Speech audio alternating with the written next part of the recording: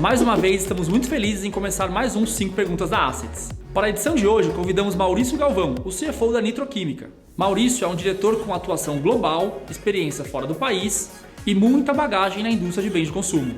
Formado pela Universidade Federal do Rio de Janeiro, CFA Finance pelo BMEC e um MBA na Business School São Paulo, Galvão compartilha com a gente a sua experiência como líder de centro de serviços compartilhados, o processo de implementação de orçamento base zero e como a cultura da meritocracia pode impactar diretamente no desenvolvimento dos profissionais de finanças. Esperamos que gostem do conteúdo. Ele foi pensado para vocês, profissionais de finanças.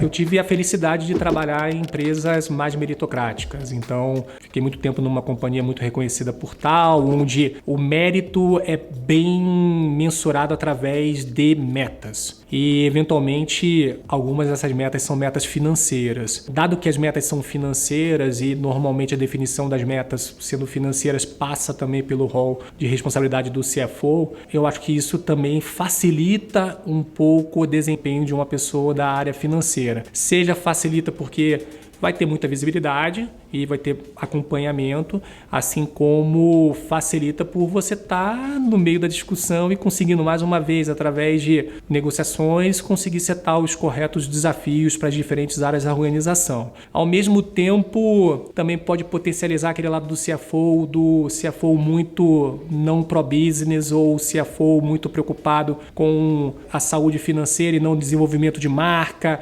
o olhar no curto prazo e não no longo prazo. Então, isso tem que ser balanceado, sem dúvida nenhuma.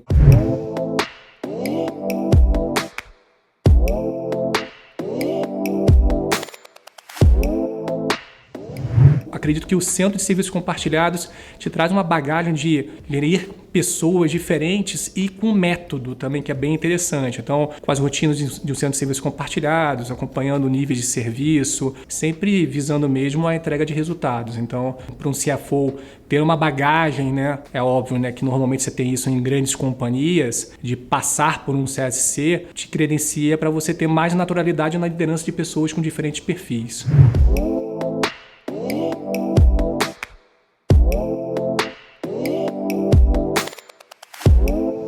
M&A é uma das maiores alavancas de crescimento de qualquer organização. Você pode crescer de maneira orgânica, que é também super relevante, mas normalmente para você acelerar, você pode fazer aquisições de novos ativos, né? Acho que no processo de M&A, antes da integração, é muito importante saber fazer a correta precificação do ativo, e para você conseguir precificar corretamente o ativo, você tem que ter a capacidade de envolver uma equipe multifuncional para fazer uma due diligence, perceber e ver, não só no contábil, no ambiental, no societário, como você destrava valor, mas também para como você realmente mapeia o valor e se não existem riscos ali inerentes naquela companhia. Além do técnico de saber fazer um valuation e também saber coordenar uma equipe de trabalho que consiga perceber se há algum tipo de risco naquele ativo, uma coisa muito importante é você já desde o princípio perceber a organização e a estrutura da organização que você está adquirindo. É de dono, tem uma cultura similar à sua, qual vai ser o esforço de integração, quais são os possíveis potenciais ativos e pessoas, né, sobretudo, que devem permanecer, então quais são as melhores práticas que elas têm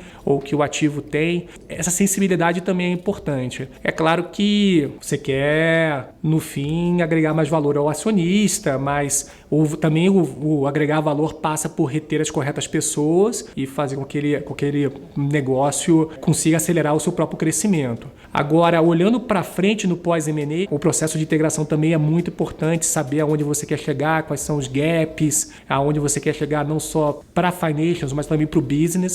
É muito importante você ter um plano bem claro de integração e acompanhar.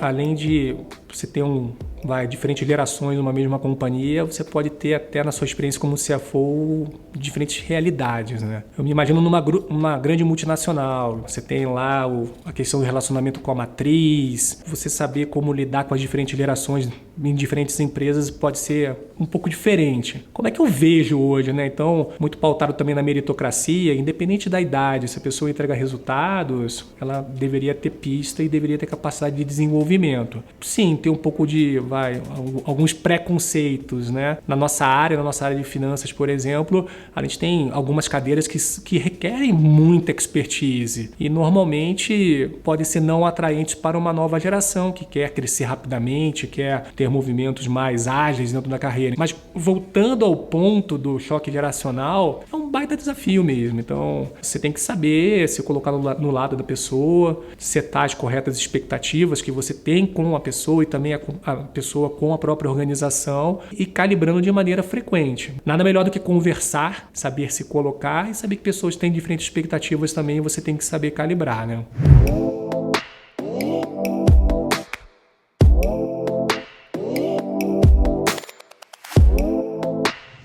Quando a gente fala de OABZ, acho que uma coisa que é super interessante é a diversidade de interação com diferentes stakeholders, né? Normalmente na implementação de um orçamento base zero, você tem aquelas visões diferentes entre donos de pacote, donos de entidade e a pessoa que está gerindo esse processo tem a capacidade de interagir com todos. Isso te traz uma capacidade de tomar decisão, sabendo um pouco mais como as coisas acontecem, isso é legal. O segundo ponto é saber negociar. Então, a construção do orçamento também bastante pautado em capacidade de impactar, influenciar, saber que alguns interesses vão estar em conflito e você vai ter que saber fazer o intermédio. E por último, acho que o orçamento também é normalmente uma das principais ferramentas para você integrar novas empresas. A capacidade de você setar um orçamento, seja de SG&A ou do top line, faz com que o CFO tenha necessidade de conhecer mais do business, interagir com seus pares e saber negociar, né? O OABZ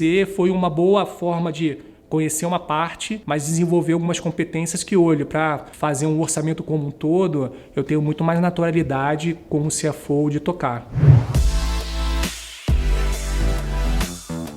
Eu tive a felicidade de participar de um evento onde o convidado foi o Lars Grael. O tema principal que a gente buscava dele como convidado era como é que ele conseguiu, diante de todos os desafios que ele teve na vida, ser tão maleável, né? Adaptável.